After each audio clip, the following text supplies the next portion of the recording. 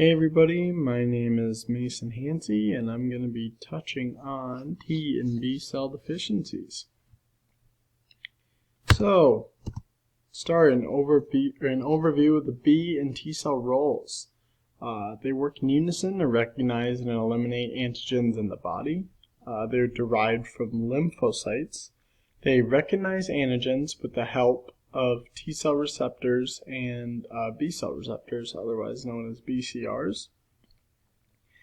T cells focus on antigens that have a major histocompatibility complex on the surface, otherwise known as MHCs, and they defend the body against pathogens, antigens, and infections throughout.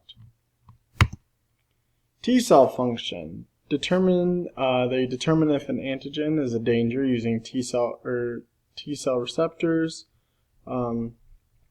Cytotoxic T cells use cytotoxic granules to attack an antigen.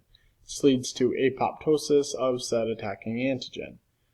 Helper T cells release cytokines that summon B cells to the fight, and memory T cells retain knowledge and the recognition to attack antigens that they had fought before. This is due to immunologic memory. B cell function. This is made up of different peptides that can bind to antigens, are dependent upon activation of a T cell. They can present an MHC, which the T cell will use to activate helper B cells.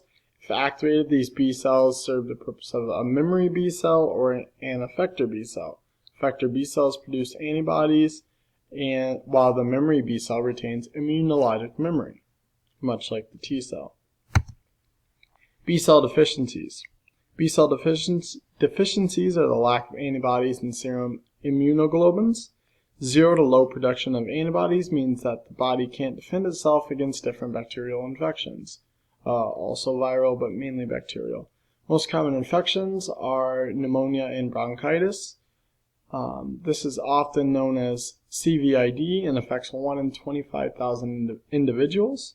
And this CVID is caused by low activation of B cells and a failure in the CD86 aspect.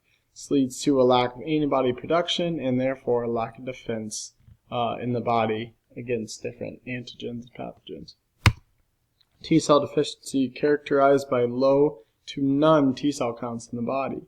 Can also pertain to undeveloped T cells. Without enough T cells in the body, it can't form an effective defense against viral pathogens or illnesses. We see that in DeGeorge syndrome. There is no detectable thymus. This leads to those afflicted not being able to create enough, is what I meant to say, T cells to defend the body. This is a very high mortality rate due to the susceptibility of infection in a patient. And the reason that viral infections are more likely to take over in a person with a T cell deficiency is the fact that T cells specialize in fighting viral infections in their nature. And I believe that is all. There's my references. Thank you and have a good one.